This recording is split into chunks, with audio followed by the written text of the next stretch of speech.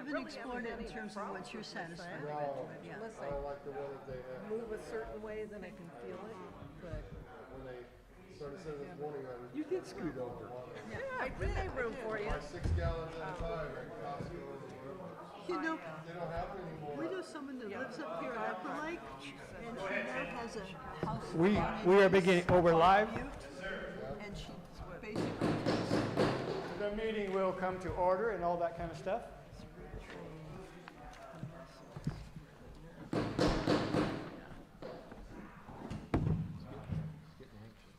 All right, okay. What do we do? Roll call. Tim Chiara is present. Linda Alexander. Here, Thomas Lasives. Here. David Eby. Here. Catherine Franklin. here. Claudia Pedroncelli. President. All right, we have a quorum, if we're all legal. And I haven't heard, so I don't know. Okay, the Pledge of Allegiance.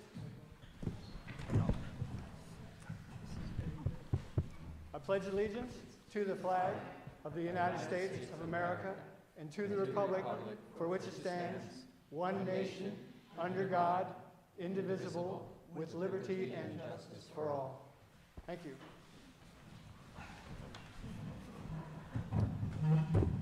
Okay, we have a minutes approval for December. Has everybody had a chance to look at the minutes? Do we have a motion to accept? I'll move. A second. We have a motion and a second to accept the minutes for December. All those in favor say aye. Aye. All those opposed say no. All right, the motion is carried. All right, public input. Do we have any public input? 1, 2, 3, 4, 5. Okay, moving right along. Okay, Rancho Novoa. Do we have any? Can you come over to the podium, please, Angie?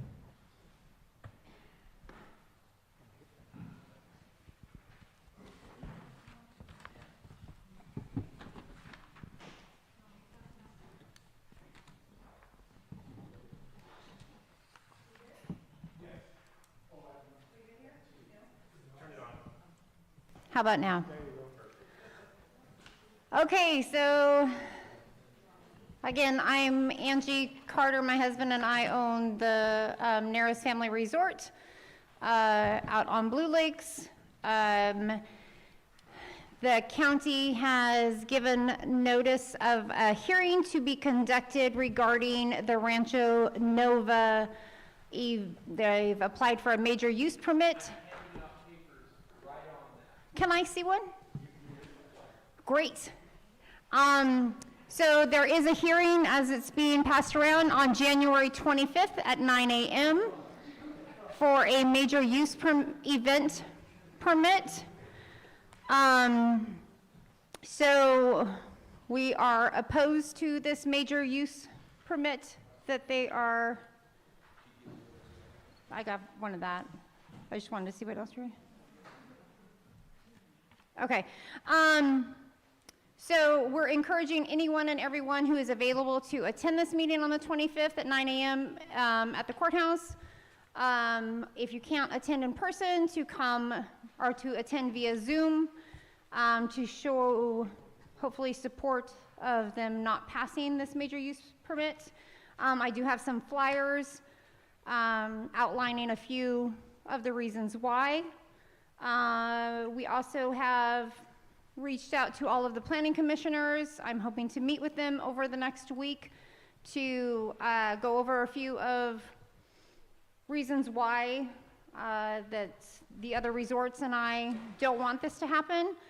Also, the community has pointed out, I have been in touch with a lot of the members of the community, including the HOA that is there.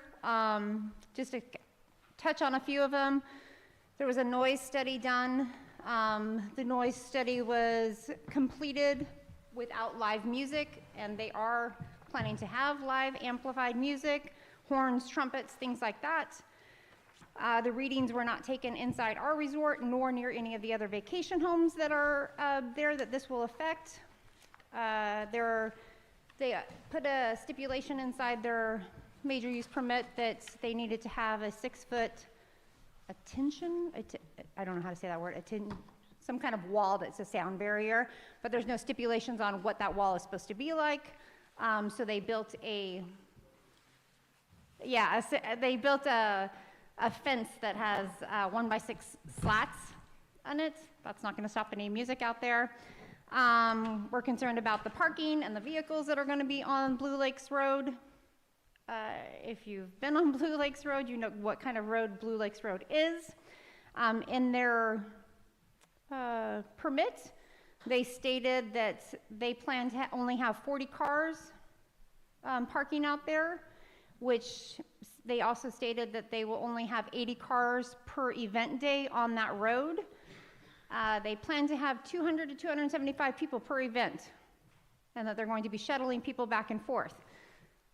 As we saw at their last event that they had just recently at the end of September, there was way more than 80 cars on that road.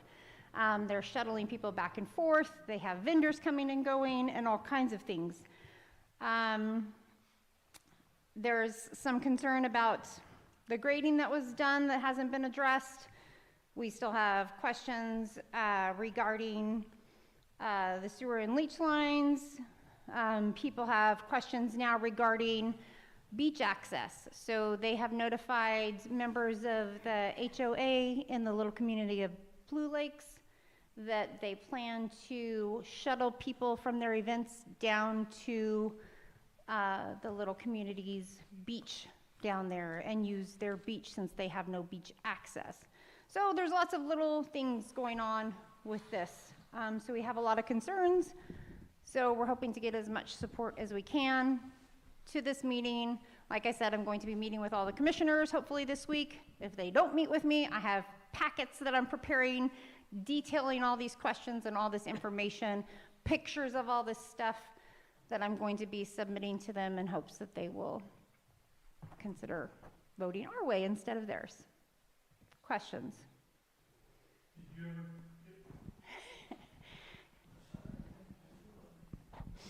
Did you ever get a hold of Robinson Rancheria about the parking Thank situation? you, because there is so much information here. So I spoke with EJ this afternoon, and regarding the Rancheria. So he did get information about that I had concerns about Robinson Rancheria because they are the ones shuttling people back and forth, that there was some kind of agreement between Rancho Nova and Robinson.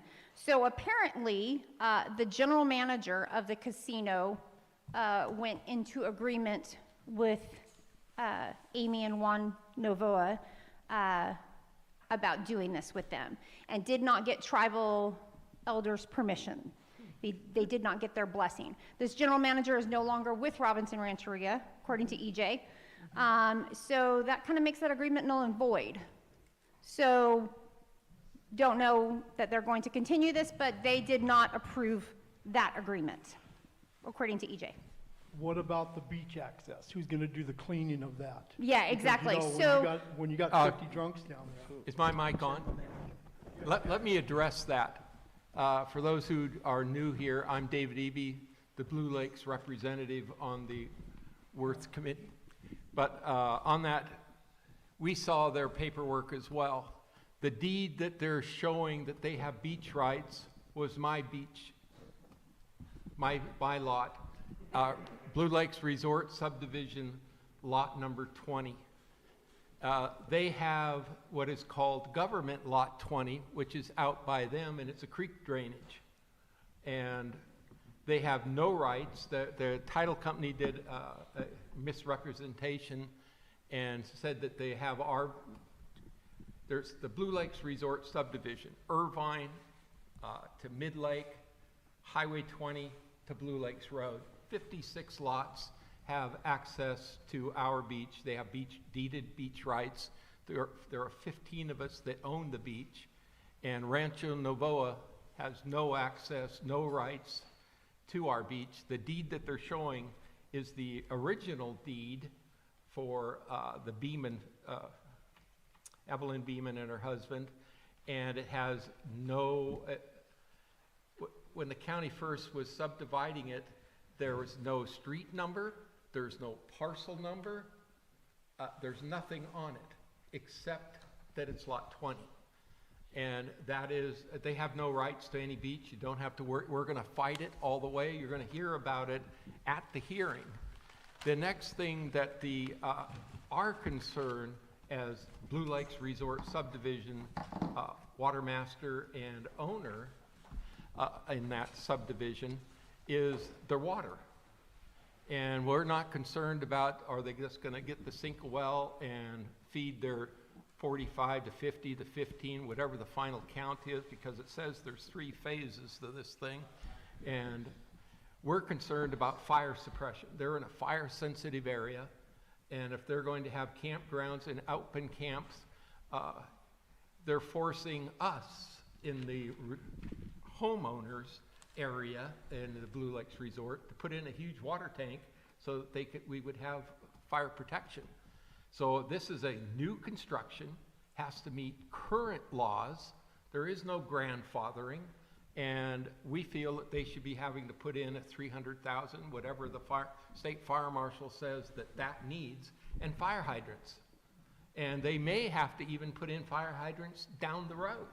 We don't know, but on their parcel, we want to see them with a proper fire protection, proper grading permits. Where's the drainage going? It's coming to us in our drainage. And we're very concerned about it. And the Blue Lakes Resort subdivision, we sent out a petition and many of you signed it. And the Blue Lakes Improvement Club Water, at their last water board meeting on Monday, we're putting together a letter and get it to the county in a timely fashion so that everybody will be able to read it. But our concern is the fire protection in that sensitive area. And the other side is the 15 beach owners of the Blue Lakes Beach Owners Association. We're putting together a draft letter to address how can they have any access to ours. There will be never any shuttling as long as we're here and we're in the right, and we believe we're in the right, that there'll be no shuttling from a beach, from our beach on Irvine, back up to their property. Either, like they said, they're going to come around the other way. They're not going to come down beside Pine Acres. But we see a lot of traffic. The traffic that she saw, we saw in Blue Lakes Resort Subdivision. They were coming off of Mid-Lake, they were coming off of Irvine and heading straight up. And God knows what was going in the other way on your end. But they had huge amplified sound. Music was wonderful. It was great. It was a Mexican theme or Hispanic theme, but it was mariachi band sounding type stuff. But it's very loud, and we can hear it at our end of the lake, way far, a half mile from them. And so I just want you to know that we need you that's why I came, gave you the paperwork.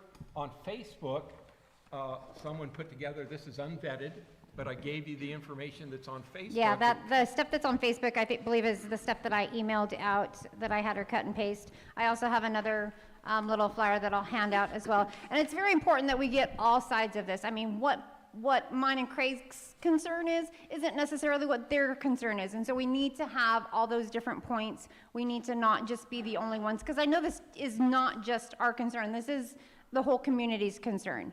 This could be all the way to Yuba City. Yeah. If a fire started. Exactly. So we need to have everybody there. So I hope that if you're not able to attend in person, that you're able to attend in Zoom, and it's important that you do. Thank you. Thank you.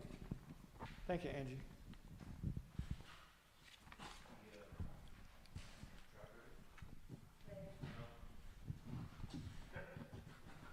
Okay. Would you like to, yes. Marcus Delgamo, please, you're gonna have to record. Sorry. So my name is Marcus Beltramo. I'm the manager of the Code Enforcement Division. Our director of the Community Development Department, Mireya Turner, was going to be here today. She was not able to make it here today. She wanted to hear some of the concerns regarding this project, but the one thing she wanted me to communicate is that the January 25th date has been continued. So please check with the county to see when the actual Planning Commission hearing is going to be to proceed, so that way you can be there at that time. But the 25th date has been continued to another date, so please check in with our department to see when that date happens so that you can present all your concerns. So Do you have the date for, a new date for I submission? don't have that. Or is this the firm date for submission? So the information that was passed on to me from my director is to communicate that the January 25th date has been continued. She did not provide a date when the Planning Commission will hear this project. All that she informed me is that to inform you that it's been continued, and that you should check with the county, the Community Development Department, to see when that Planning Commission has been rescheduled. Because the letter that they sent out to all of us says that 72 hours before the 20, which was 9 a.m., we had to have all of our. So here's the thing, it's been continued, you got more time. But check with the county to But verify. but again, you do have real concerns. We're not here to discourage you or anything. Please check with the county to see when that's been rescheduled so you can voice your concerns. Everything you're doing here is part of the process, and this is how we plan and develop our county and, you know, the areas we live in. So just please, she just wanted me to let you know it's been continued. Check for that date when it's been rescheduled so that you can voice all your concerns and have your say in front of the board. So Marcus, everyone, or a lot of people were notified about the January 25th meeting. Are they going to be notified for the continued meeting? So I'm not going to be able to comment on that. I don't speak on behalf of the planning division, I understand. except I'm in this one instance to say, to relay that it's been continued. Right. Now, again, please, we're a transparent agency department. Contact us. We'll let you know when it's rescheduled. If you need to be re-notified, please contact into our department, and we'll send out those re-notifications. But she just wanted me to let you know that it's been continued. Thank you, Marcus. And I was told that this afternoon by Mireya, so I am aware of that, and I am still encouraging everyone to show up on the 25th or Zoom in, because there is still public input, and this is our chance to tell them more than once. Yeah. I And was to in be there and Sacramento, to Marcus, so do those 3 minutes. I probably have a notification at home, but I don't know. They did not. They have not notified anyone. It's just because I called Mrs. Turner, and was talking to her about other things, and she said, by the way, at that meeting, but it is still going to be there because it has already been sent out and notified everyone, so they will still hear public input. So, but it will be continued at that time. So there will be another meeting concerning the same thing? So what? But the public input is still going to be on the 25th? They do not have all the information that they need to hear this out on the 25th, so they will be pushing it off to another date. But you can still come and give public input on any subject at that time. Well, we're saying that you definitely have to come on the 25th there. Yes. So, Yes. just to clear this up, there is a public input session at the Planning Commission. Anybody from the public, it's 3 minutes to come and speak. You are more than welcome to come and speak on this issue, but just understand the actual official hearing of this project is going to be at a future date. Okay, I think we understand that. I had a question, Marcus. So obviously they're having a meeting, but it's going to be continued on that date. However, this project can't do anything at this point until the commission sees it, right? That's correct. They should not be conducting the activities that require the use permit. The use permit has not been approved. Therefore, they cannot use the land for the purposes of the project description. And if they try to do something, I know it's winter time, but if they try to do something, what do you guys do? Call the sheriff's department, or? So in this instance, if you see them conducting these activities that are not in compliance with the code and that have not been approved, you contact the Community Development Department, the Planning Division, you let them know. They make a determination, code enforcement will do its part, but for immediate action, usually the recourse is to let the Sheriff's Department know, and then if they are contacted, they'll go out and handle it appropriately. Okay, thanks. Or accordingly. Marcus, since this is an active issue, And there is a suggestion historically within the last 6 months that these people have not been as meticulous about observing all of their obligations. Is the sheriff's department on constructive notice from your department that they would be called upon quickly?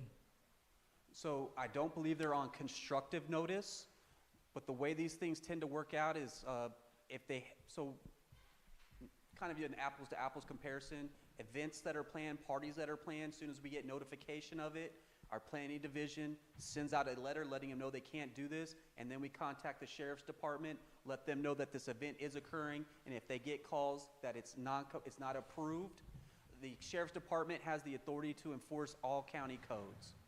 Right. But if you believe constructive notice needs to be provided, this is something where you need to contact the planning division or Director Turner and let her know your thoughts.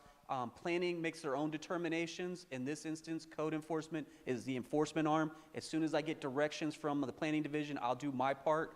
But if you think constructive notice is necessary, you should contact the director and let her know. Well, I live in Nice, and from time to time, I've had occasion to call the sheriff's department after midnight because I hear extraordinary fuselage of exchange of gunfire, and I haven't gotten any satisfaction.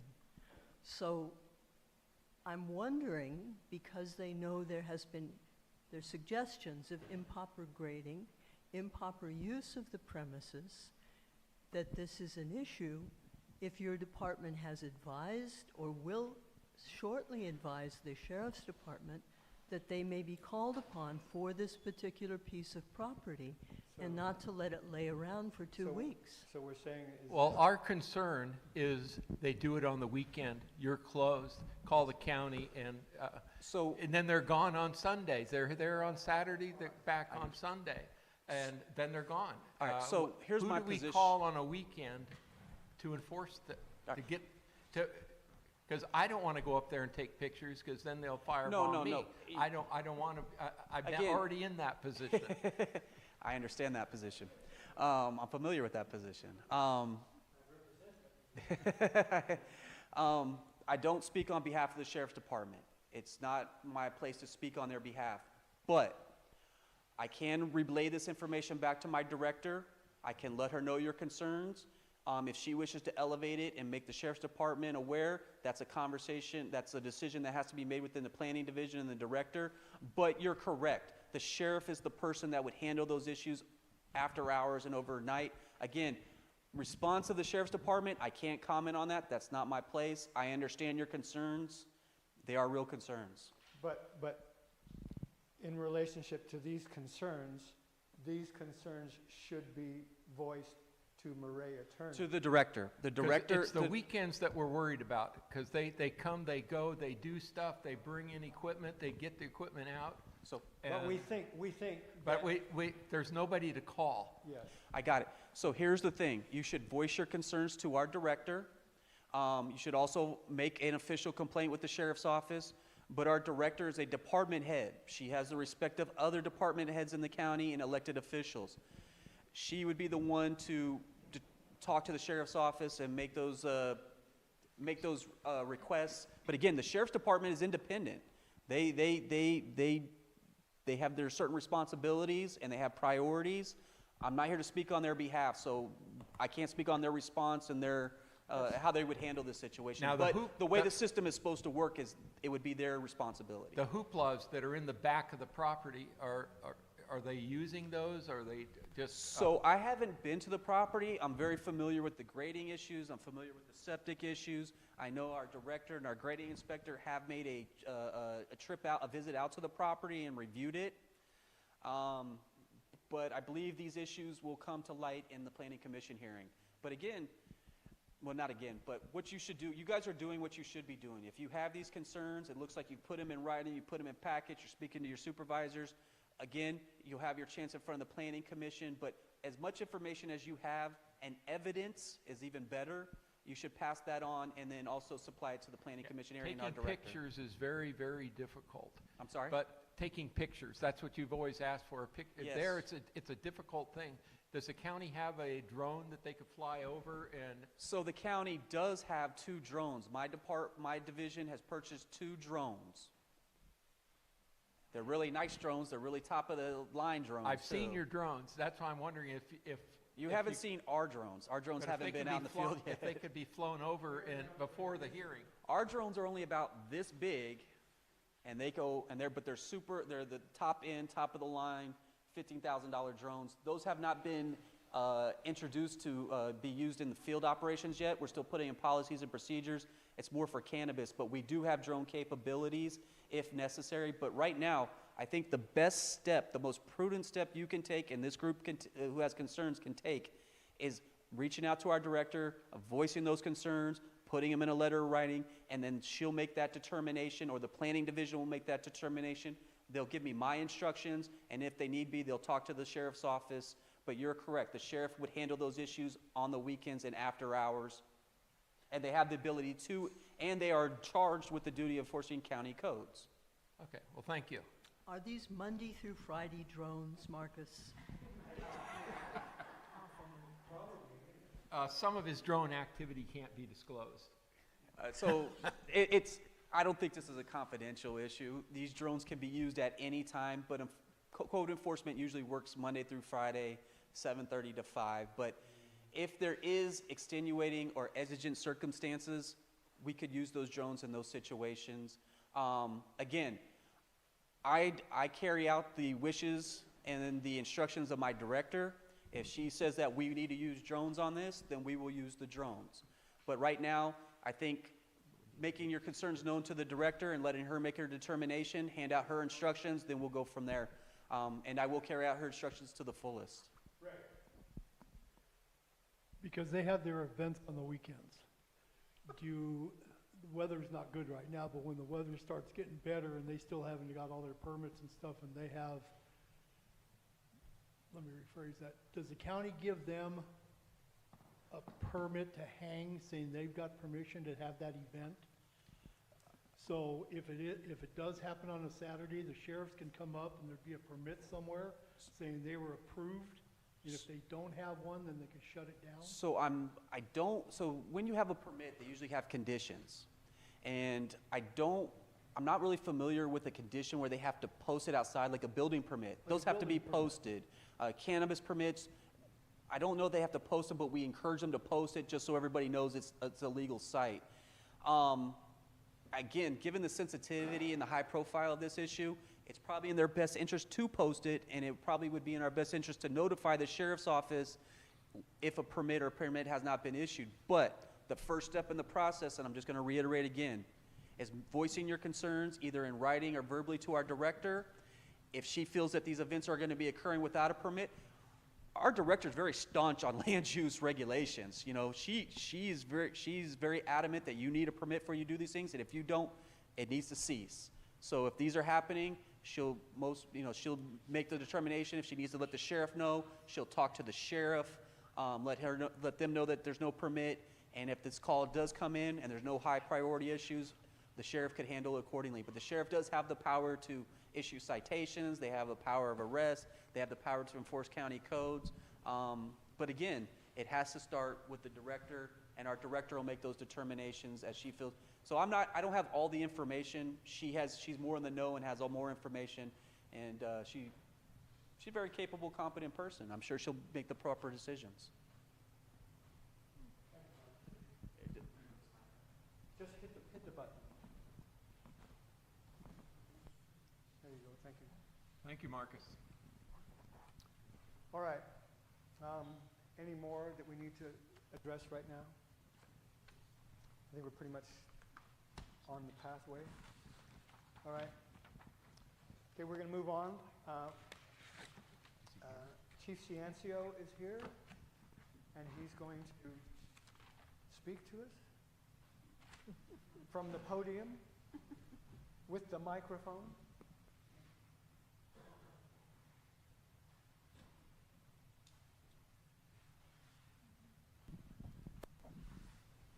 Good evening, Mike Ciancio, the fire chief with North Shore Fire. I was asked to come here tonight to explain a social media post that was put out First thing that I'm going to say is North Shore Fire doesn't own that social media site. That's owned by the union. So they chose to put that information out without district involvement at all.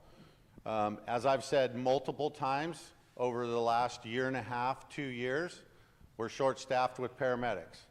We have 3 full-time paramedics right now out of 9. We have a 4th that is leaving us for Vacaville in about a month and a half. I have some part-time people, and I continue to recruit. The one thing that you will do, everything that was in that social media post is true. There's nothing exaggerated there. It's fact. So, and it's nothing that I haven't already said publicly, and I'll continue to say it publicly. We continue to recruit. There's a national shortage of paramedics everywhere, as with nurses, law enforcement, and several other career fields. There's a national shortage. And we are going to adapt. As far as the response to a medical emergency, yeah, it may come further away and you still will get an advanced life support response, but it may come from a different area. It may come from Lakeport, it might come from Nice or Lucerne, depending on where the paramedics staffed. I can tell you last night, there was no paramedics available across the county for about an hour because everyone was busy. So we are a small county, we're a rural county with limited resources and limited funds to retain people that don't already live here. That is the goal of the fire chiefs right now, and it's a goal of mine, is that we have to grow our own, and that doesn't happen overnight. So I have 2 people in paramedic school. One will probably stay for a little while after he gets done. The other one is a resident here. I don't know if she'll stay, but we're putting her through school. That's the only answer to this scenario. So that's pretty much where we stand with paramedics in the district. It's stressful. I can tell you most days of the week we still do we have 2 staffed, one at the west end of the district and one at the east end of the district. But there are days when we have 1 and they're stationed out of Lucerne. So the fuels crew is going strong. I believe they're still working on Elk Mountain Road as we speak. They've been out there for about 2.5 weeks now. The federal grant that Clear Lake Environmental Research Center wrote that included $7.8 million over the next 5 years came through. We got the signature for that, so that crew is pretty solid for the coming 5 years or so. That's really good news. We can get working on some of those projects. There was 19 projects in that grant, and 9 of them are centered here on the North Shore in various places across. Blue Lakes Road is one. For widening evacuation routes, things like that. So I get a little relief there for sure that I don't have to worry about laying those guys off because they do good hard work. We continue to look for opportunities for additional or outside alternative revenue to keep the district afloat. But you know, some of the things some of you have heard, we entered into agreement with the Train Consulting, and they were going to work on a hydroturbine alternative energy project that would bring about $300,000 a year to the district up off of Bartlett Springs. They've since canceled that. At this point, it's not economically or financially viable to continue that project. There's a similar project going on in North Lakeport off of Poe Mountain. They're going to do the very same thing and generate power, sell it to PG&E. It's going to generate income, revenue for the county of Lake. And there's also the same project in Hidden Valley. So we were going to be the third, but at this time they're not going to go any further with that one. So other than that, that's about all that's going on in the district. One last thing, I just did sign a contract for the next 25 years, a solar contract with the company. We're putting solar on all of the fire stations to counteract. It's going to, over 25 years, we're going to do about a $237,000 savings to the district in PG&E bills. Considering that PG&E is considering going an increase here shortly, we're gonna come out okay on that deal. So, yeah. Chief, I have a question about the paramedics. Yeah. Your normal, you put paramedics through school. Yep. Do they sign some sort of contract of service, like to stick around for a certain period of time or anything like that? So if we have a paramedic sponsorship program policy through the fire department, and if they choose to use it, yes, they're signed to a contract for X amount of time.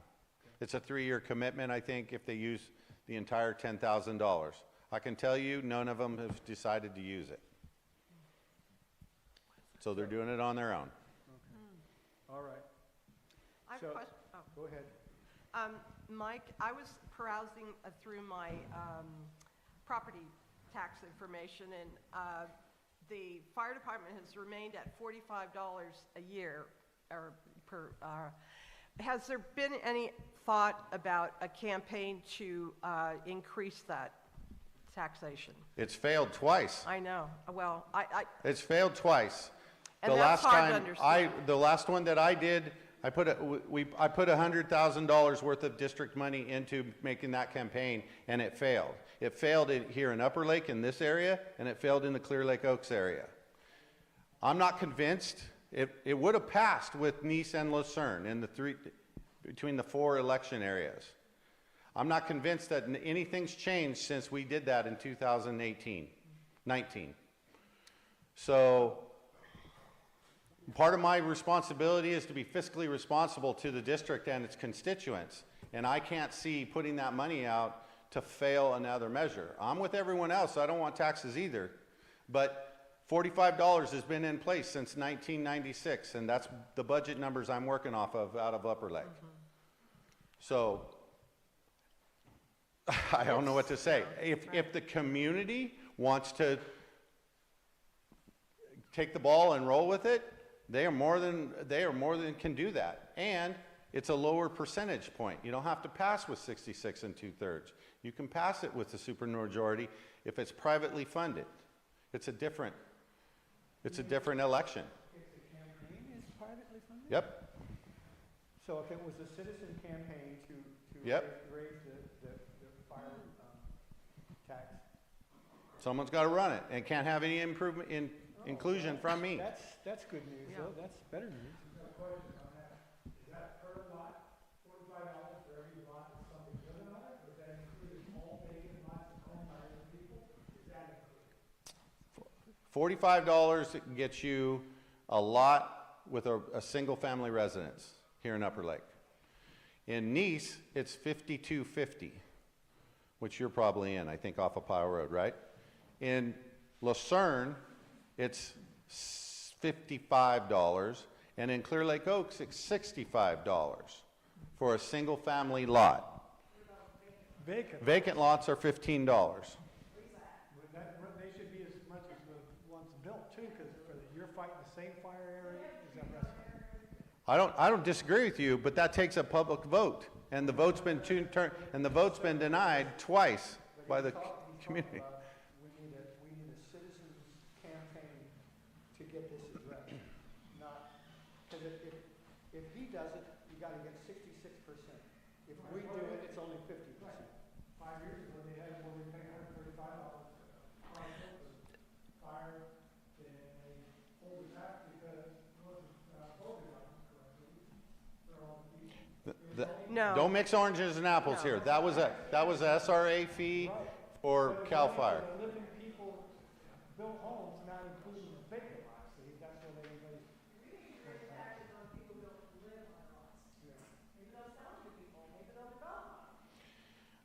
we have the largest amount of vacant lots in the county.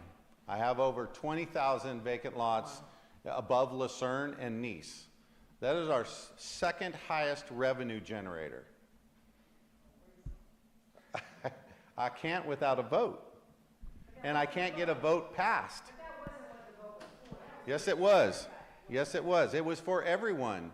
But everyone's taxes have not been raised or touched since the last time they voted on it.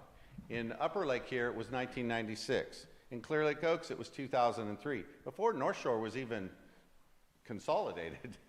We weren't even thought of then. So the last time we asked for $126 a year and to get one cost across the board, and that's for a single family lot. Vacant lots were moved up to like $35. You're hitting the people who built it, put the dollars and paid the taxes already, and then you're hitting it. If you got a forest fire, like we had here, those lots, they just have to put in as much as we do to maintain them. Right. Well, push that issue and let's see if it passes. It's not going to pass. Well, once again, it comes back to citizen involvement.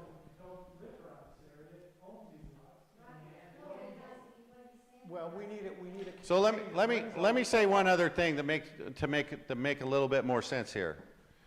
When all of these ordinances were passed, Upper Lake, Nice, Lucerne, Clear Lake Oaks, when all of those were passed to the current fire taxes, it was a fire tax. It was for firefighting. It is not to support the ambulance service. The ambulance service at the time was privately owned. In 2004, the private vendor ambulance services left and the fire departments had to pick up the slack. We're now supplementing out of our fire tax money, supplementing the EMS services that we provide. You can't get them back. Huh? You can't get those services back. I mean, an ambulance service to come in and do it. No, there's not enough. One, there's not enough volume here. Two, there's not enough transports out. We're a rural area. We're small, and they're all about the almighty dollar. I'm working for you, and our ambulance service is working for you, is to help you. Private ambulance service, they're looking for that profit dollar. But the big take-up is that we got to get more citizen involvement in the process. I'm just curious, another thing. Do you have all the volunteers you need? I have about 3 volunteers. Is that as many as you need? When I came here, we had about 15. I mean, and now let me clarify a few things. We have different levels of volunteers. We have a support team that is amazing, and I don't know how they do it. Because when I first came here and I found out they had a support team and they brought coffee to the fires, I'm like, oh boy, because that's just not normal. But anyway, the support team is a very good set. They're about 12 deep. But volunteer firefighters, I have 3 that will respond to calls, and out of those 3, probably 1 responds. Well, I wasn't necessarily thinking about people who actually fought fires, but everything else sort of thing. Yeah, we have a whole public safety division of volunteers that, that if someone's interested to be a volunteer and has a specialty, we have it. We have our entire dive team as volunteers. A few paid members on there that have been there, but they were volunteers when they started that. So the dive team's mostly volunteers. We have some volunteer firefighters, but most of those guys and gals have moved on to permanent, full-time positions somewhere.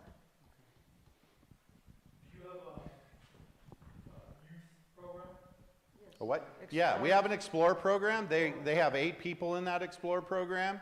That's a pretty successful group. It's also expanded.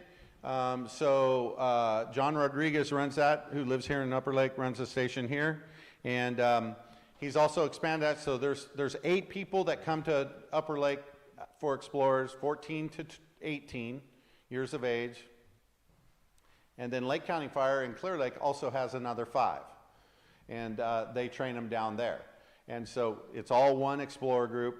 But yeah, we have some of that. There is a lot of successes out of that Explorer program. One, I have a full-time paramedic out of it that came from an Explorer up, and now he works for me full-time. A second one works for CAL FIRE, and a third one, Diana, she's actually in paramedic school as we speak. So it's a proven program, and we'll continue that, but it takes involvement.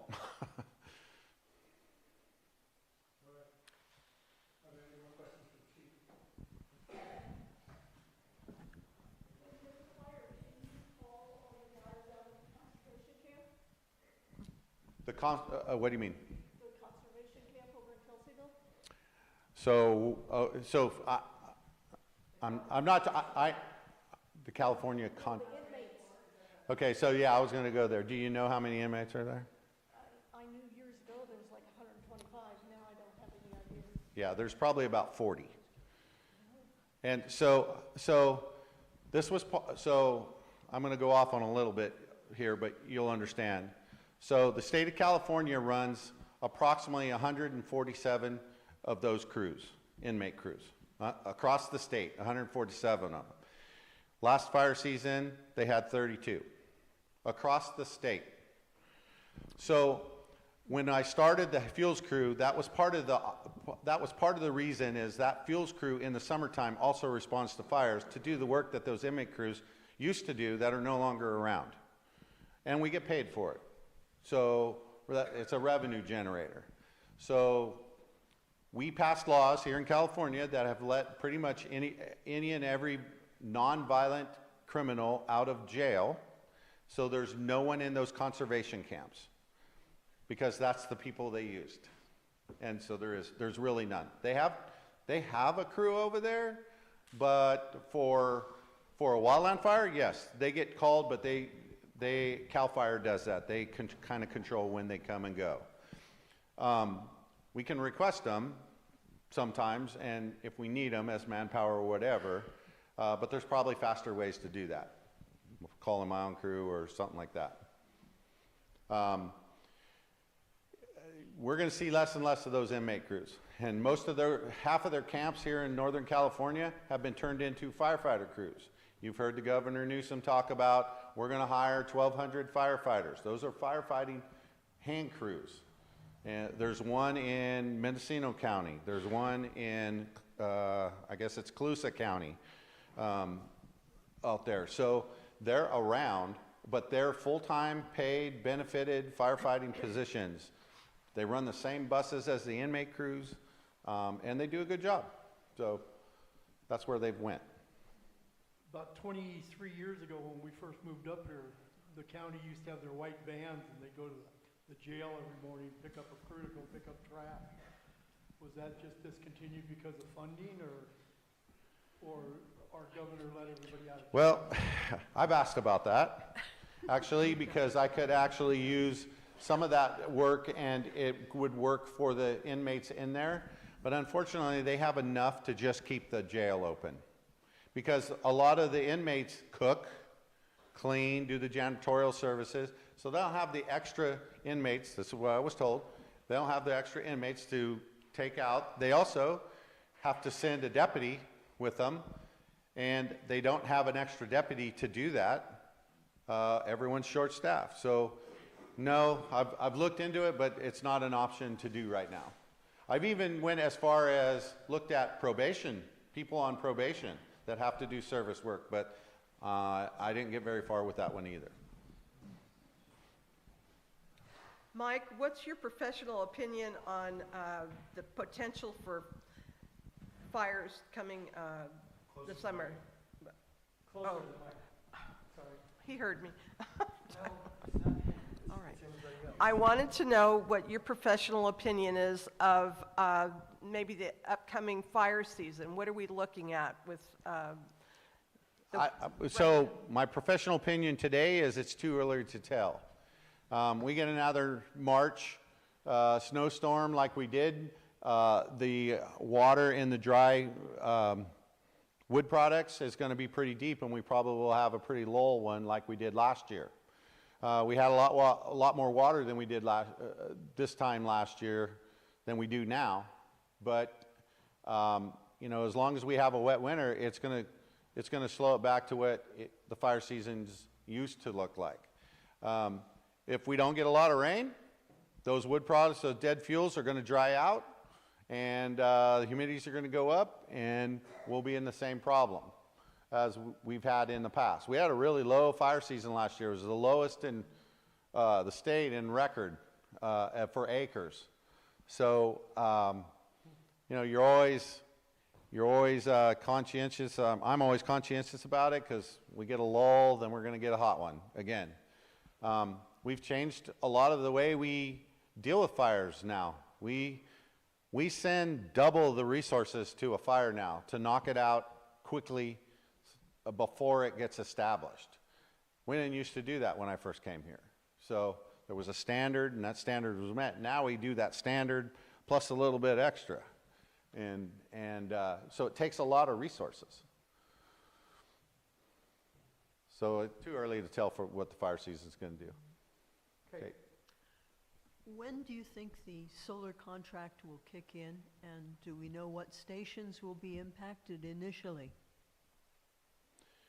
The contract's signed. Every station is getting, except for the little garage at Blue Lakes, every station is getting a solar makeup. So I don't know when. And there's no cost to the district. That is part of the reason why the contract is so big and how long. It didn't cost the district anything. So the solar company is coming in, they're doing all the install, they're doing all the building. If there's any minor roof repairs to be done, they're doing them. There's no cost to the district. So is it their electricity? Yes. But you get some money from that? We get a deduction on our PG&E bill. Okay. And over time, that deduction gets bigger and bigger and bigger, and by the end of it, they've figured it out, and I don't know all the numbers off the top of my head, but we will save about $250,000, $270,000. They're basically solar panels for profit, sort of thing. Yeah. Okay. Mm-hmm. But it was something that the district wanted me to do. It's going to reduce our PG&E bill right now runs between $4,000 and $5,000 a month for all 4 stations. So if I can knock that down to $2,000 a month, I'm a pretty happy camper. Yeah. So it's going to be grid tied solar? Yes.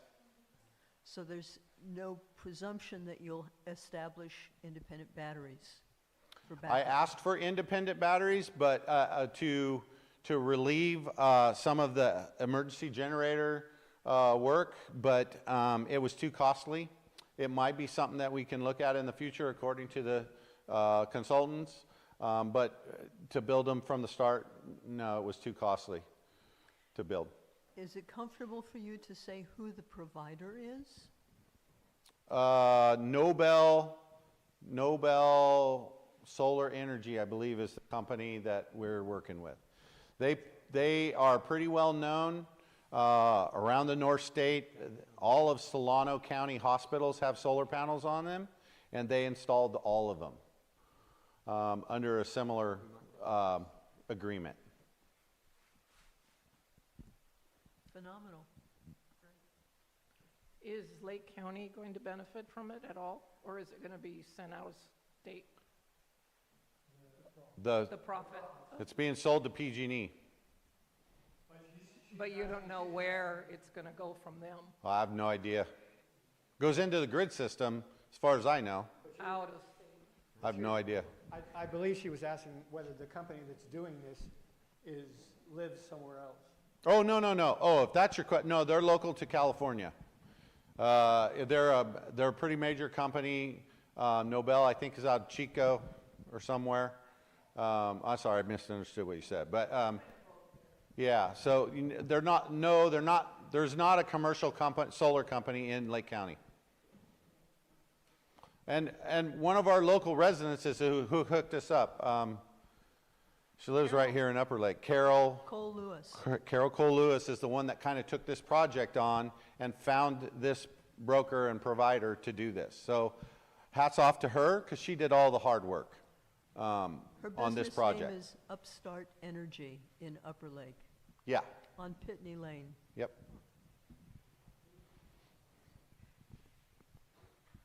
Any more questions for the chief? Hit that button there. Thank you, chief. Appreciate it.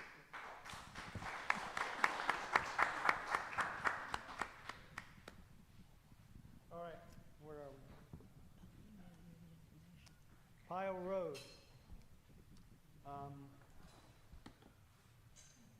What are we gonna do about Pile Road? Shut it down. Well, we can't shut it down because of the roads. We need sort of an overview at the moment. Who would like to sort of give 5 minutes about what they think the situation is on Pile Road? All right.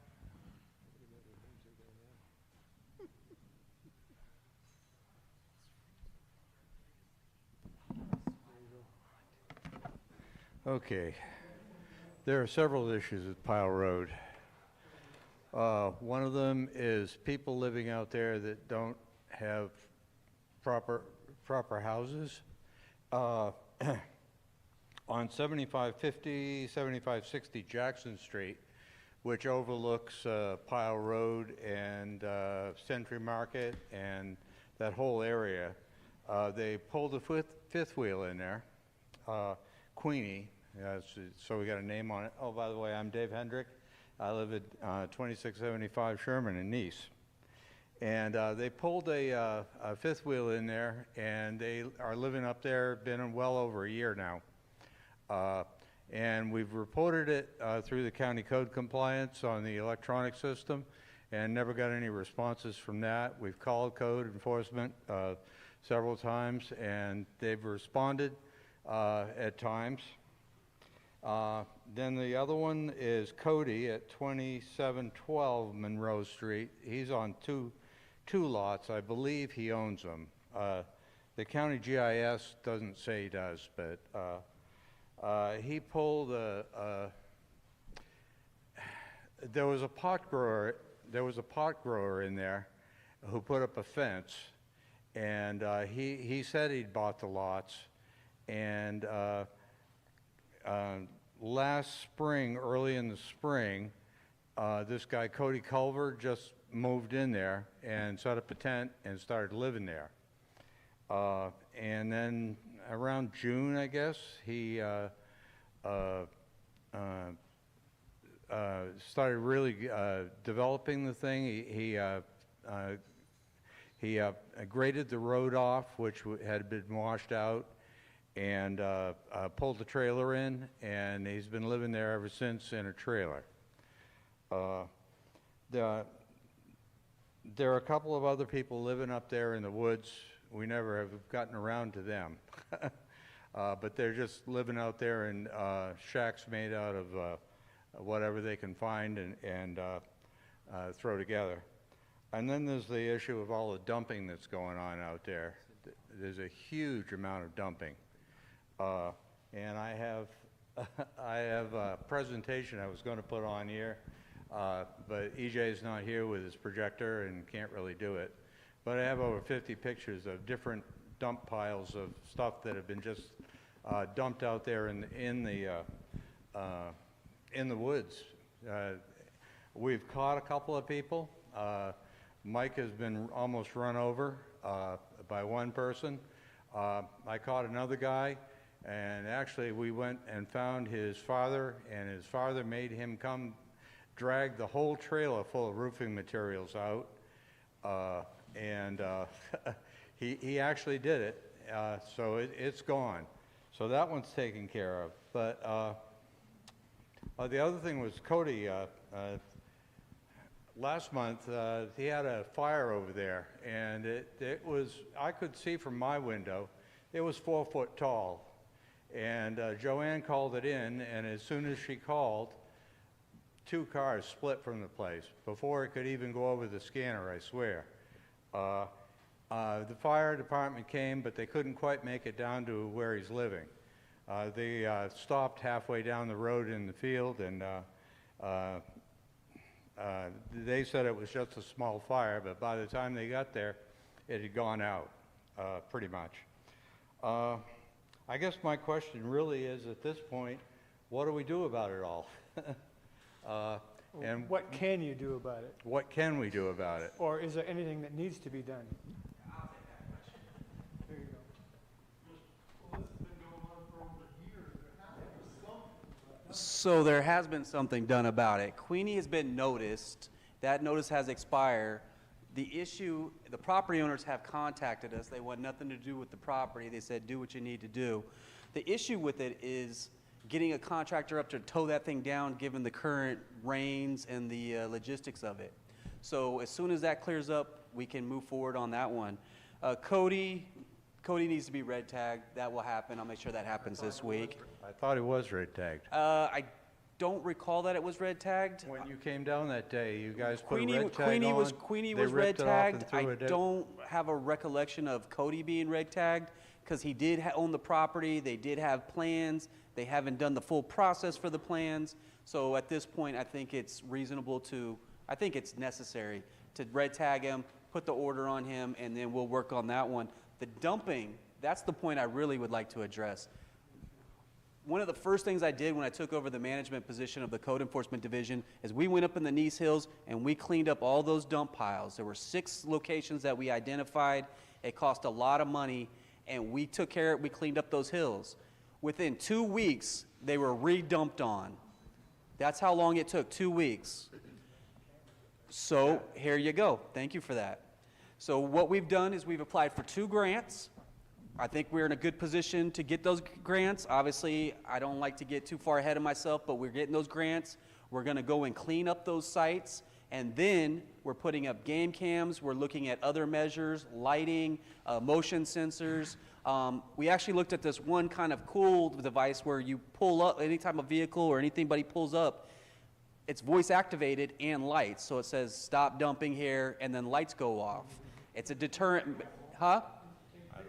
I don't recall that, but we did purchase 8 separate game cams to set up for those sites. We've also working on an illegal dumping ordinance that we're hoping to get through to pass by the board. The legal dumping ordinance, if we find 2 or 3 pieces of identifying information, that is your trash, you get the fine.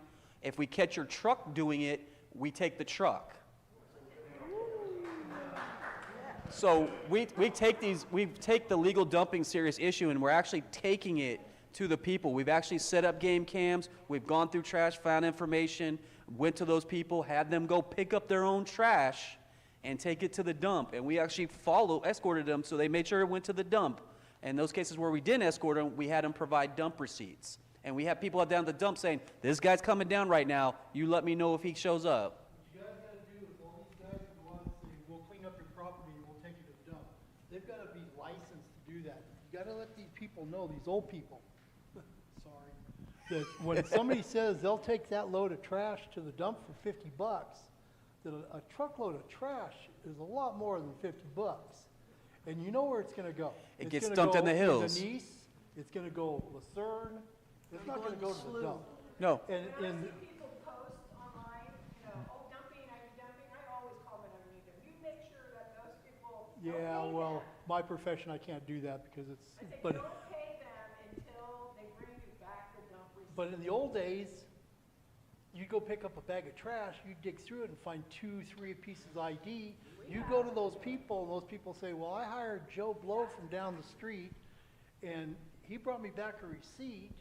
So under this new ordinance, so code enforcement, guess what? People aren't always truthful with us. They don't always tell the truth. So we're fed up with this, and we said, we don't care whose trash it is, your information's in there. Guess what? You get the bill. Guess what? Don't pay them next time to dump it. You don't dump it, or you get a reputable licensed person to dump it for you. So or you get garbage My service. next question is, can you do that with these abandoned vehicles? If you can get a tag who it belonged to before? So, I went to 4 meetings today. 2 of those meetings involved this issue right here. And part of the meeting, one of the meetings is, we tagged something like 50 vehicles, towed 50 vehicles. Half those vehicles had no plate or no identifying information. But they have a VIN number. So VIN numbers are scratched off, and the VIN numbers that are on the car. So during the meeting, we had CHP there. We educated everyone how many VIN numbers are on a vehicle, where they're located at. There's about 6 to 7, and then there's some VIN numbers that CHP will not let us know about because it's relative to their investigations for stolen vehicles. But a lot of those vehicles are on the frame, they're in the trunk, they're under a headlight. They're not easy to get to. We're not going to disassemble a car, and actually a lot of the cars are kind of disassembled when we got there, so it's a safety issue for our guys to go in there. We do the best we can. We do have state funding where we try to tow these out in a timely manner. I hope everyone's seeing that we are getting them out. RVs are tough. Yeah. No, they're not slowing down. We're getting better at getting them out of there. Well, Pile Road just got one the other day. Roundabout, tagged by CHP. Somebody pulled it off the Pile Road. That next morning, there was no wheels and tires. So that's how it happens. That's how it happens. So here's the way it works. We tag it. If it's if it looks like it's abandoned or it's inoperable, it's in good condition, it's not an immediate hazard, we have to let it sit there for 10 days. That's the law, statutory requirement. The issue is we tag it, they come, they strip it, then we have to tow it immediately the next day. So we're going out there once, and then we have to turn around, come back out the next day. So we're making 2 trips on these things, and they keep coming, but we've gotten better at it. We've devised a system within our department where we have a program supervisor. That's all he does is cars, hazardous vegetation, illegal dumping, and there's a special caseload he has for high priority issues. But that's all he does. Yep. So then they call us. And let me let you in on a secret. We're one of the very few counties where CHP does not tow. And the 1 or 2 times I saw them tow, I was in a maze. So they tag it, they have us tow it, and then we have to handle it rather than them towing it. So the only times they tow is it's an immediate hazardous issue that affects driving safety, or it's on the roadway, that kind of thing. But we end up towing it. I suggest everybody here, if you break down on 20, call a tow truck. Because 2 years ago, I watched this old guy in a Cadillac pull over at the turnout coming down the hill into Lake County. Somebody picked him up, took him home. The next day going to work, he had no tires on his car. Well, so that's how it works. That's the reality. That's what we deal with. I mean, there's plenty of cars I see that they're nice cars, and then next day I come over, the trunk is open, the gas tank is open, the doors are open, it's stripped. So each area has its own distinct thing. You know, it used to be in Spring Valley, when they break down on Long Valley Road, they would come by, throw rocks at it as they drove by. Lucerne would flip them over on their tops. Elk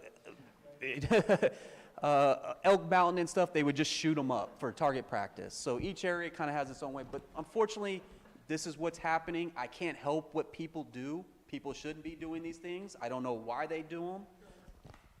Drugs, mental health, conditioning of the mind, not understanding what you're actually doing and the issues you're causing by stripping these cars. Well, I think responsible people don't do those things. Responsible people handle stuff appropriately, and they understand that they're part of a bigger picture, a community here, and they don't do these kind of things. But I can't comment on that. We all know several, we all have several ideas about how it should have been done, but we can't absolutely say that who's doing what to whom and for what reason. But so accountability is a big topic these days in code enforcement. It's a big topic. We're done helping people out. We're done just towing these vehicles. If we get the identifying information, they're getting a fine. If we catch them dumping illegally, as soon as we get this ordinance passed, we're fining them. If we catch it doing it in a vehicle, we're taking the vehicle and we're selling that. So we need to have repercussions for these actions. They're not acceptable. We're done with this. Amen. And also we are utilizing the flock cams along with our game cam systems. and to also have an impact as well. But Queenie has been tagged.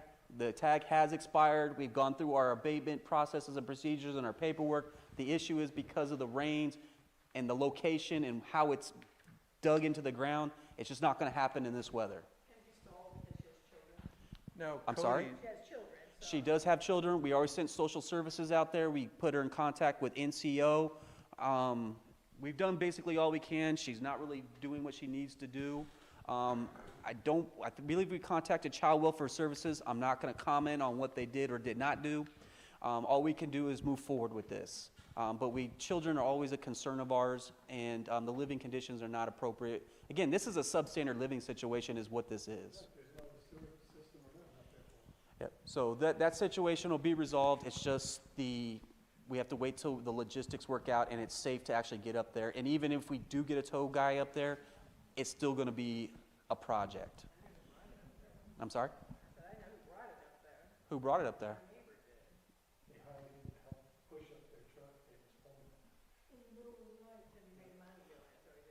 I hope he got a lot of money because that was not easy.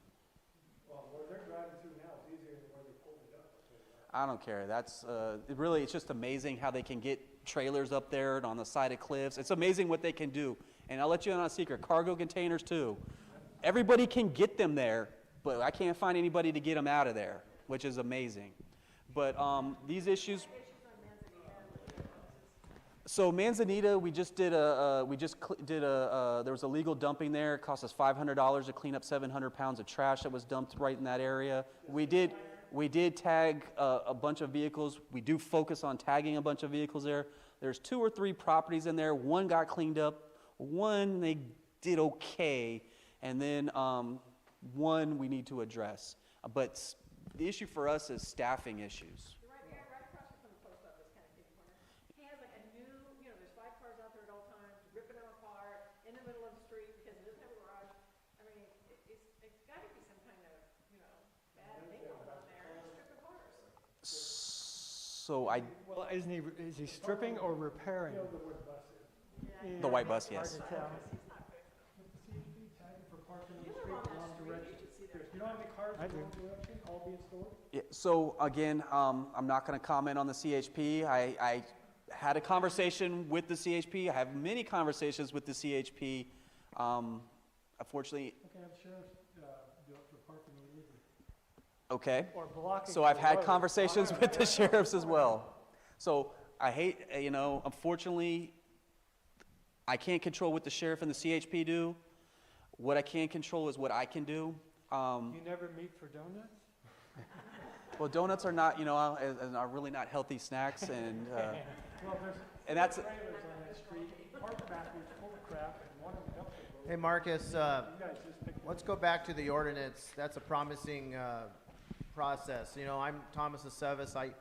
Me and a crew have been cleaning the slough up for the last 5.5, 6 years. Recently, I've even taken my son out there to clean and my daughter recently. It's a shame that people dump. It's a shame we don't have a universal trash collection ordinance in the North Shore. And we have piles of trash, and I just went by Manzanita today, and someone has a bunch of garbage in the back of their car because they don't have trash cans, and they won't take it to the dump. They'll probably end up taking it somewhere and dumping it. Most likely. When is the ordinance going to be presented? Or how is that when is the timeline? I don't on have a that? timeline when it's been presented. I wrote probably 75, 80% of it. It's then been passed off to our upper management to review and kind of complete it. Then a supervisor had a suggestion about getting water resources input on it so that we can address those issues of dumping in creeks and those kind of things. So I don't have a timetable on it. It is on our agenda. The Community Development Department as a whole, a lot is going on. We're getting new technology, all brand new equipment. We're going through a lot of changes right now. So this is just one of those things that's on our list. Do you think it'll be this year? I think it needs to be this year. I thought it needs to be 3 years ago, to be honest with you. Of course, but I'm just trying to see, is it going to be for the, this group of supervisors, or what you think it'll be on next year for the new group? So I don't want to put a date and a timetable on it. I actually just had a discussion with our deputy administrator, who's right below our director, about this issue and what we need to do to get it going and get to where it needs to be. It's there, it's modeled off the Butte County ordinance, Riverside County's ordinance, and a little Merced in there. But it just needs to be finalized, it needs to be reviewed, it needs to be cleaned up. And it needs to be adapted to suit our needs. And so there's a little refinement that needs to go on with that. The hope is to get it in place as soon as possible because we need this ordinance. It's a great tool. It gives us more powers and we can do more with it. And I think after we give tag a few people with some fines, word will get out. Then we'll just have to adjust to how the public adjusts to that. So every time we make a move to make things better, there's always, like every time we move, shut a red tag a home and close it up, we're not solving a problem, we're just displacing it, and then we have to adapt and then address those needs. But the ordinance is something that should be coming soon. I don't want to give you a timetable though. But it's something that we desperately need, and it's something that we worked hard on, and we're going to bring it for the board. Does the county have a budget for like a county cleanup, a county-wide cleanup? We used to do that. We had one at the Capitol. I'm not sure what you mean by that, but we've been talking to Cal Recycle, and they've been doing them. I've been trying to encourage them to have one in the middle of the North Shore, but they seem to want to go to the cities for some reason and do. Caltrans every once in a while out of county puts up things where you can bring garbage, household garbage. So Caltrans has the Clean California program. We've been in contact with them. I've made my pleas that they need to come to us. There's conversations. We have an illegal dumping task force. Solid waste task force. Those conversations go in there. I'm not going to comment on some of those conversations, but we do need it. I would like to see it. What that would do is if we had those dumpsters and those things, it would give us a baseline. And once we see those properties clean, we could say, hey, this is your property now. And once we see it devolve back to where it was, then we can say, hey, it was here. Now that's your problem. You did that. And we could take other actions.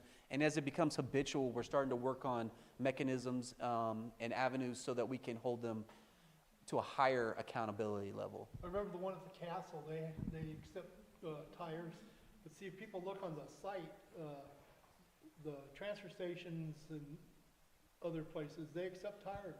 No, tires, you can dump tires, 9 tires for free. If you need to dump over 9 tires, you got to get a permit. Appliances. Yep, per day. Appliances also, but you have to pay for the Freon.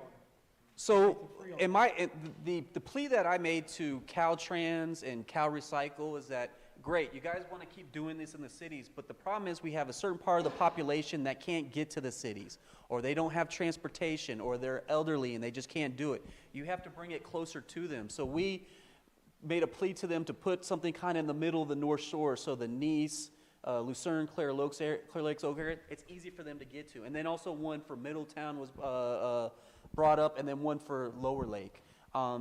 Unfortunately, those conversations have stalled out, and I really have nothing I can offer, but we make those pleas every time. We tell them how much we need it, how much it's, that this would help meet the criteria of their program. When the county sets up something, does the county, does that come out of their budget, or is the state kicking some money? So for the Caltrans program, that's part of Clean California. That's something that was approved by the legislature. When it comes down to the county, the monies that you're looking to clean up these illegal dumping and all these things that are going on, this comes out of my budget.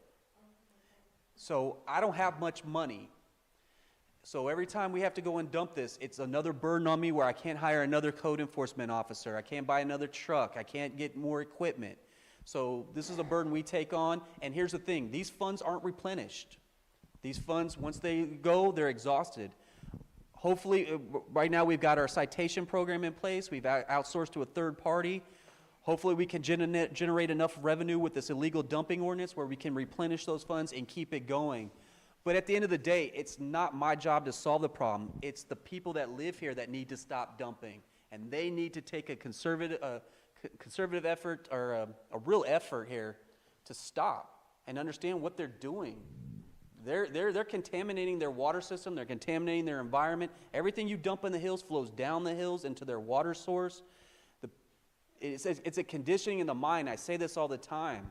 You know, people have to understand what they're doing, and you just have to be responsible. Now, doing the right thing is not easy. I tell them all the time, it's not easy, but we do it because it's the right thing. So it seems like almost that the universal trash thing has to happen. I can't comment on that. I understand That's that, a, but that's a I'm just public saying. services thing, but it would be a benefit and a help. Yeah. Public services or waste management, got any monies available for this kind of? So I'm part of those meetings. I'm not going to comment on their behalf. If you need to bring them in, you should bring them in here and talk to them and ask those I got questions. a comment about that. I go to Lucerne meetings as well, and there's a person over there, Dan, who we had a free dump last year. They had all the dump trucks were there from the waste management company that we use. I even brought some stuff over there. It was great. It was garbage. It was big items. It was in Lucerne last year, and it was very successful. And EJ's not here tonight, but I was at that last meeting, and I told him, I said, well, we need to do something like this in Nice. So I'm going to reach out to Michelle. Is that who was was she the one here at the meeting, Ray? And Who's Michelle? she's the administrator, or I'm not sure her title at. So Mireya is my director. Our deputy administrator is Shannon. No, I'm talking about waste management. Oh, waste management. I'm going to call them and see if we can set up something like that in Nice to have a dump day where they can bring everything to that area. Thomas, do you know who organized that? Yeah, Dan did, and he's a resident of Lucerne. It was very successful. He's just a citizen, though. Yeah, he's a citizen, and he reached out to him, and they got to come out, and we had all these dump trucks. It was really nice. So I think you should do that. Every time I'm at those meetings, I make the same suggestions. Nice, Lucerne, But going back to your Oaks. comments, Marcus, about personal responsibility, and trust me, me and the crew that have come out, Tim and Kate and everybody that's volunteered for that Nice Cutoff Slough for the last 6 years, we understand. It drives me nuts, the trash we find in our community. I did. Hold on one moment. Okay. And, I mean, if you want to help us, please talk to me. I mean, it's a constant battle to pick this stuff up. I don't we understand if to change mental health or if it's the parents raised them wrong, obviously. It's just terrible, but we have to attack it with the ordinance.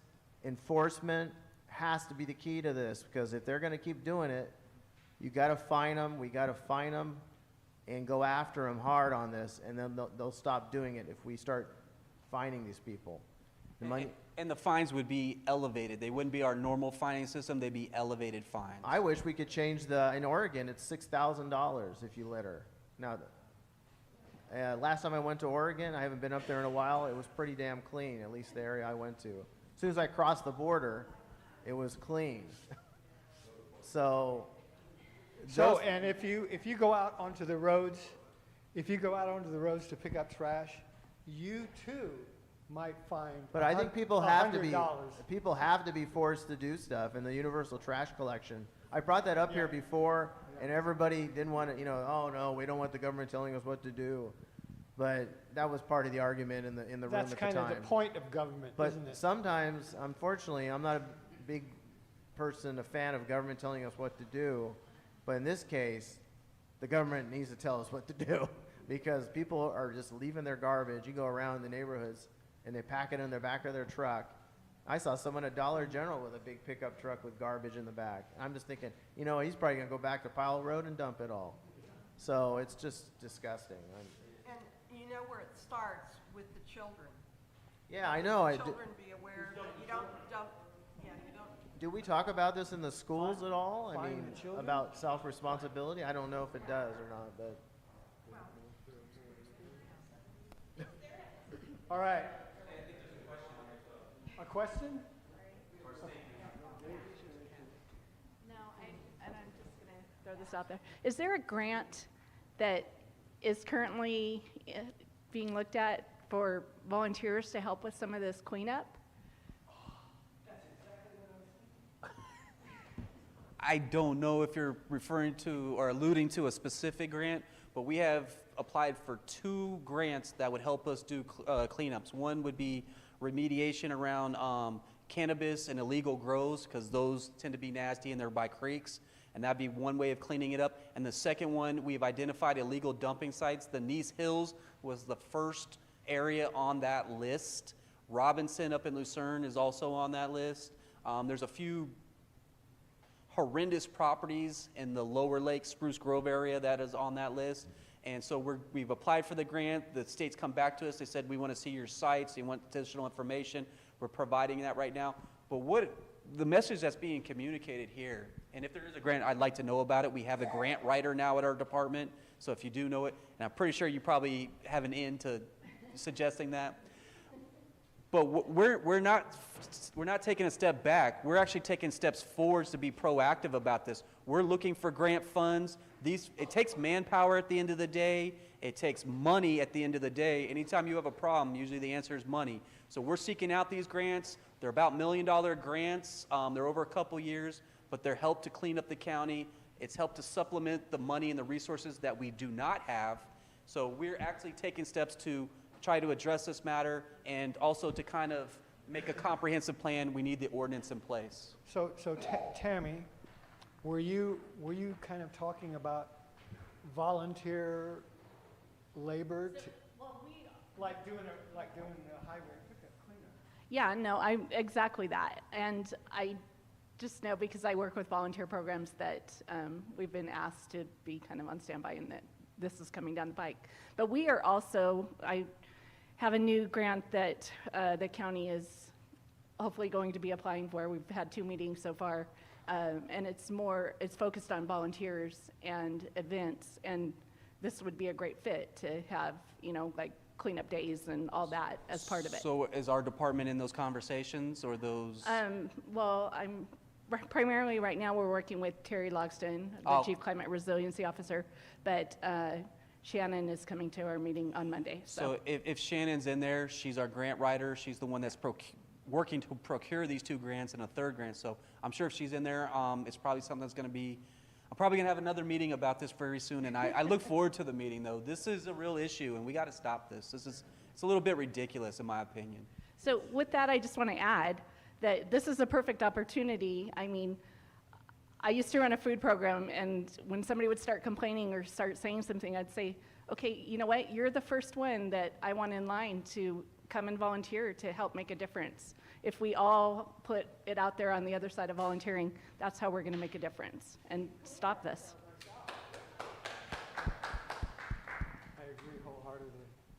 Well, why don't you fill your truck up with garbage, and then we have to pay for it to have it down, and we volunteer to go clean it up ourselves.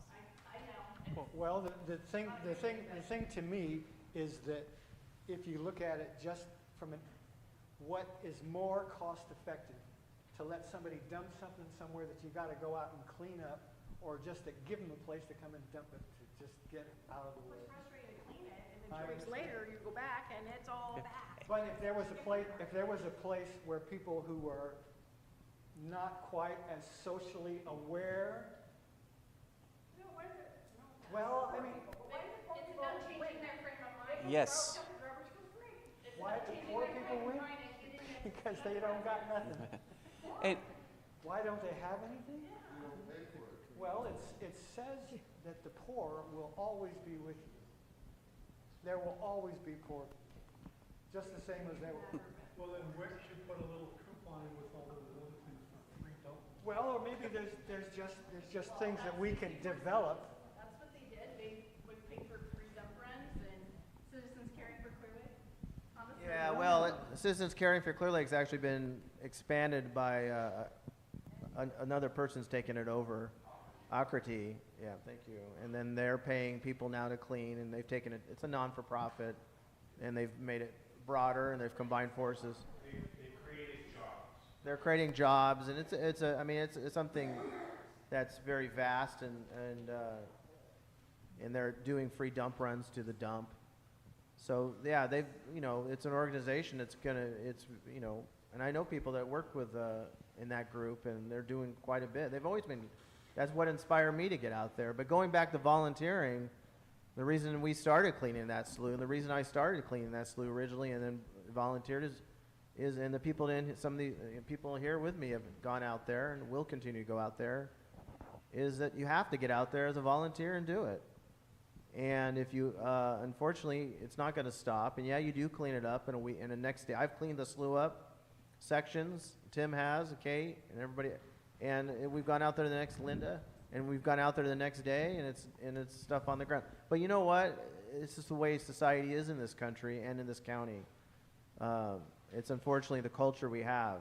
And, So, but we just have to well, you have keep to, investigating ways to get everybody again, on it the goes back to program. enforcement and going after people and finding them, and it'll stop at some point.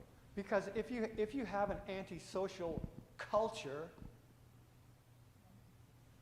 then the only way to undo that is by addressing the people themselves. Let me tell you one more thing too, and Lori Price has been a team member to me as our out there, and even though I don't have volunteers from the county helping me, she does have the road crew pick up all the bags that we put out there. In fact, we had a dump just on the slough, it was lucky, it was dumped on the side of the road just recently. I don't know if you saw that. There was like black bags. Yep. Well, I don't know if there's any tires there. But yeah, there was tires there. So across the street, there was a pumpkin and some other styrofoam. So I stopped with my son the other day, got my orange bag out, bagged that stuff up, he ran it across for me, laid it there, and they picked it up. I had told Lori about it, and they picked it up yesterday or the day before. So there is a cooperation, and there has been for 6 years with Lori and her department, because I email her, and there's never been any tension or anything from her about where the bags. I always tell her where the bags are at, and the road department picks them up here, the crew, and that's been great.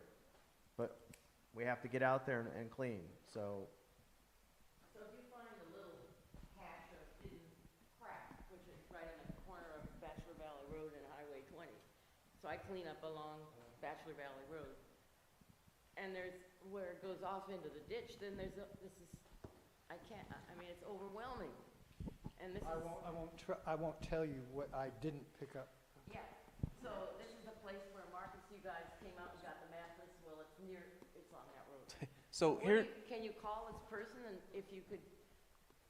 if I got my chops up and I hauled all this crap out, I don't have bags or anything, I can put them in black bags and just call her up and tell her, and she could come and set well, those you can things adopt in the roads. There's many county roads that are you can adopt them, and then you'll get the bags and the pickers and all that from Lori and her department.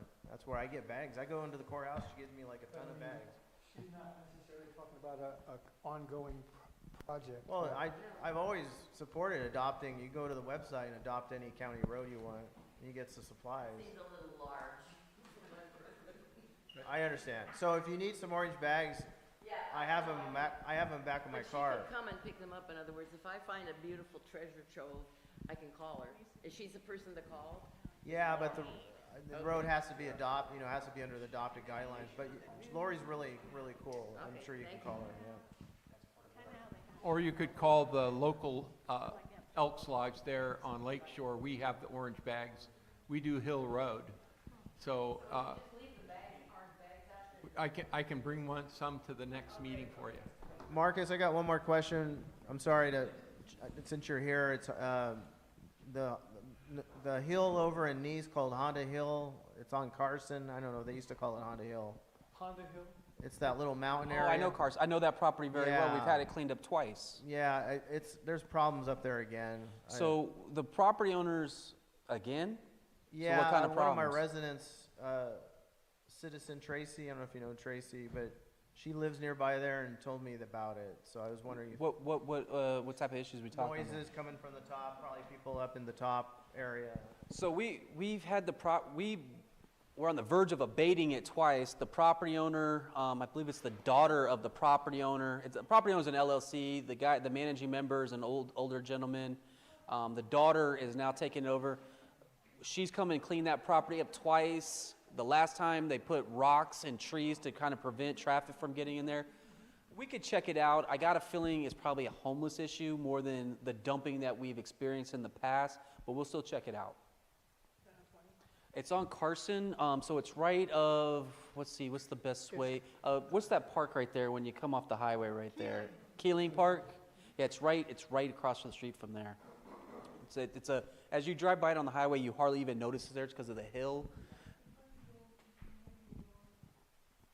Really what they need to do is they need to develop that property and build something on it. That property's got a Well, great view. Tracy, the one I was talking to, she said she's a realtor, and if they like to sell that place, she'll list it for them. Well, I don't get involved in private transactions. I think she can reach out to them through public records and contact them. But you're right. That property is attractive. It has a lot of potential. It needs to be developed, and hopefully with development, that'll stop all the issues that are occurring on that. That is a prime spot, and homeless people like to go up there, set up a tent there. It's got a great view. It's got some shelter and blockage there, so I get why they go there.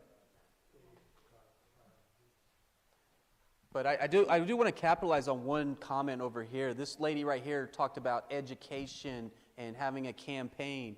That's what part of our, one component of the grant that we've applied for will do.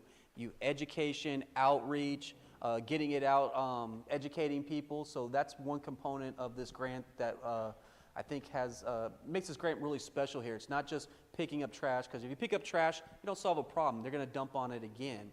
So we have to look at longer term solutions, educating people, letting them know how this affects, they're dumping on their home is what they're doing. Yeah. So outreach is part of this grant here. So I'm really hopeful and have my fingers crossed that this grant comes to fruition. We're granted the money and we can start doing some of these positive things. When you do come across these dump sites that are, bigger dump sites, you need to let us know. And then we can go after these grants, identify, because when you go for these grants, we have to identify sites ahead of time. And code enforcement knows a lot that's going on, but you guys know more than we do. You know what's going on in your neighborhoods better than we do. So you need to let us know, pass that information on. We can identify them as part of a grant proposal, and then we can go from there.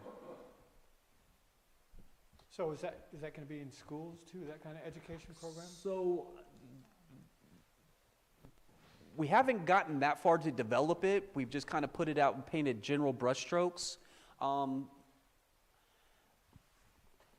Office of Education, that'd be a good conversation, but it starts at, you gotta train people early, get them early on, get them into this mentality early on, and really know the ramifications of it. You gotta give them prizes. Well, I think having a healthy living environment is a pretty nice prize to have. Of course. And remember, no, I wasn't even here in the 70s. I was in Australia. So I think you're talking about the Give a Hoot, Don't Pollute campaign. Thing about pollution everywhere, kids getting involved. Oh, okay. Take it easy. Thank you, Chief.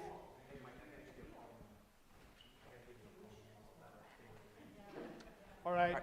So I think that's it. There's no more questions. Yeah, I think we got it. We got to finish that. So I appreciate everybody letting me appear here today, and good luck with everything. And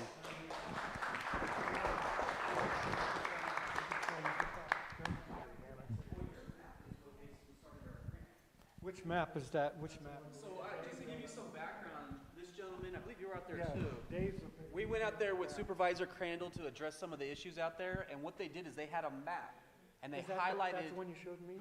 And they highlighted all the spots on that map. And we took that map, went out and verified those spots, and we submitted that in with our grant for one of our site locations. So that's all it takes. And you guys can do a little map, highlight it on the thing, and then turn it in, and we can go after these grants. I So wanted to do with the GPS on it. his was very basic. It was a printout of a map, With and he the just little highlighted orange it. dots, yeah. Real simple and basic. If you want to go high tech, not a problem. A road map that the county, basically had a view of the things. We just circled all the spots. But if you knew exactly where they were. And we gave Well, again, addresses for these too. grants, you have to identify the sites ahead of time. We gave addresses and everything. We investigate ourselves. All right. Okay, we're kind of past time a bit now. Do we have anything? I'll be really brief. I'm going to connect with Public Works about, Diane knows well about.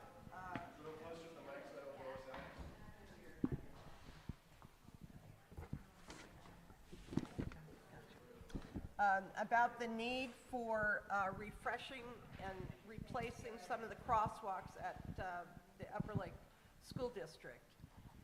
And it's been submitted. I'm going to submit another letter and pictures, and hopefully we won't have to wait until August to get the Public Works out to look at the issue.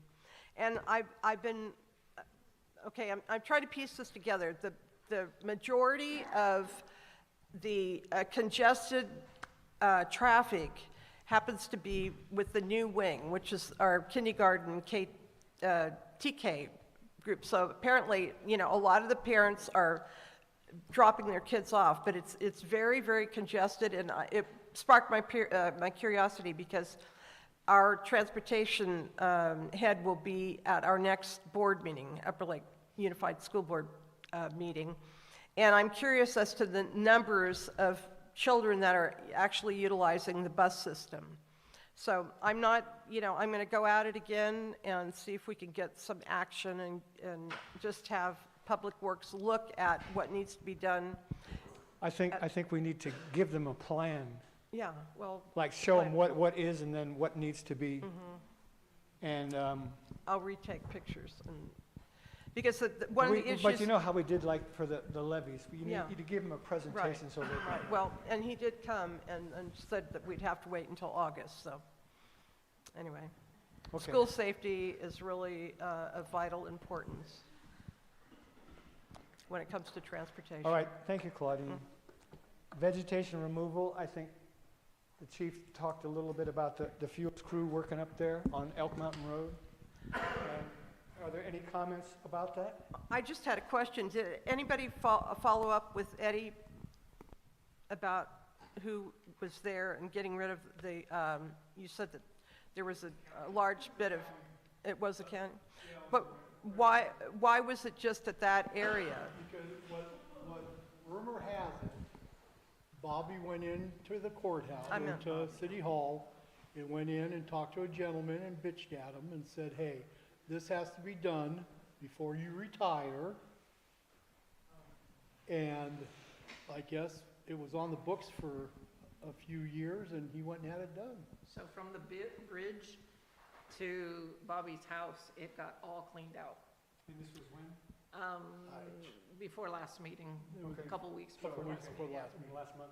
Yeah. So that's what I heard, that he went in and talked to, what's his name? De Leon, and said, you said that this was gonna be done. So I guess I'm gonna have to go in and bitch about the vegetation on Pitney Lane. Absolutely. That they keep telling me the mower's broken. And this has been 3 years, the mower's been broken. So, it's like, Time to get a new mower. they've got one. So Scott De Leon will be retiring Yes. at the end of June. Well, this is very interesting because, okay. That they were having a county meeting because he was retiring, and I didn't know he held 2 spots in the county. Yeah. He has with the road, water and resource public- and road. Public Works. Yeah, Public Works. I didn't know that. So, There's 2 departments over here. right, but he They runs merged. both of them. Yeah. So, But this he's- is my opinion. No, I heard he's requesting. He's 2 people. requesting that instead of hiring one person to do his 2 jobs, to hire 2 different people. But in my opinion, now I can see why stuff wasn't getting done, because he was just stretched too far, you know. Most people that come has a tablet to write stuff down instead of a back of a matchbook. Maybe that's why he said August, right? Well, yeah, a couple of Because times. he'll be he gone, said he'll be gone. It Yeah. was gonna be done by a certain year. I'll be dead by then. I'll never see it, you know, but I hear he's retiring in June. So, Okay. All right, another county, I think, hopefully, the county, when they start recruiting people, will find someone who's committed to the committed community. to community planning, making goals. does he live in this county? I don't know. I don't know. Yeah, he's been around for many, many years. His kids have grown up here. Yeah, he grew up, his mom grew up working in the school district. So is he put in 30 years? Not with the county, no. Okay, but with California, with the CalPERS? Private engineers. Okay. All right. Okay, what else? What do we got?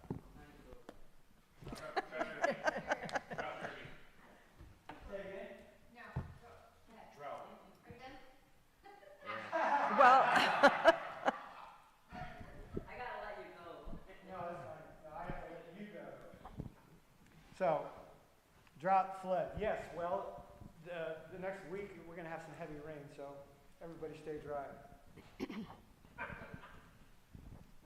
What was that? Who was that? Do you have any announcements? I do not have any announcements. Are there any announcements? Yes, may I I have have- an announcement? Hang on. You want to make an, okay. I have resource booklets for And older there's adults. some over there on the table too. Oh, okay. And, Kate? Tomorrow is a Clear Lake Gleaners distribution at all 7 of its locations throughout Lake County. The closest one to us here in Upper Lake is at the Nice Event Center, formerly known as Sons of Italy. The distribution is officially from 8 a.m. to 10 a.m., but people are lining up on the property of the event center by about 7:30. No one will be turned away. The focus is obviously people who are grocery challenged. And you need no special identifiers, just present yourself and provide your name, and we'll provide groceries. We will have groceries for up to 144 households at the Nice site. I happen to have alternative pickup request forms for those of you who have a neighbor or a family member who does not have transportation and would like to pick up the groceries for them. I have them with me. Thank you. We just announced our 4th annual Trout Derby out at the Narrows Family Resort. It's going to be April 5th and 6th. So we have a lot of fun. We give away cash prizes. Grand prize is $500. We also raffle off a Hobie kayak. So I have flyers here. If you guys want a flyer, you can grab one from me. Are you guys gonna have a Yeah, I was gonna say. Music provided by our mariachi. Hopefully if we do well, we won't have any.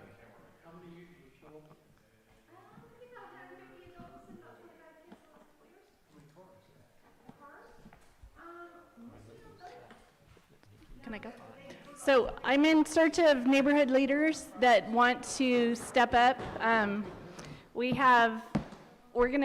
don't know if any of you know, but we've been doing these Neighbor Fest events, which is basically a block party to promote preparedness in your neighborhood. So we've kind of got a different focus now that we're at the end of our grant. And we are going to pull together all of the previous Neighbor Fest attendees and planners, and then we're also looking for new ones because we've got some other grant funds that are going to promote future Neighbor Fest events. This isn't just for Neighbor Fest events, which is, like I said, a block party to promote preparedness. So we're giving you money. You do all the planning. We have all the tools, all the templates, everything, and bring your committee together, have this in your neighborhood.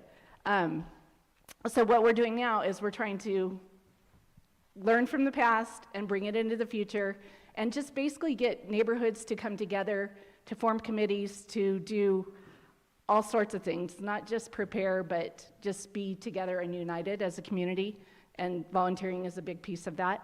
So on the February 2nd, we're gonna have the first of what I'm hoping at least 3, possibly 1 virtual retreat/orientation for neighbor to neighbor. And the one on February 2nd is going to be at 9 a.m. at Riviera Heights Clubhouse. Like I said, I'm going to try to do a couple others. I was trying to spread them out, possibly one up on Cobb and, I don't know, maybe here or Moose Lodge, somewhere like that, and then a virtual one. But if you're interested, please talk to me. My name's Tammy. I work for Northwest Opportunities, and you can always find me on ncoinc.org also.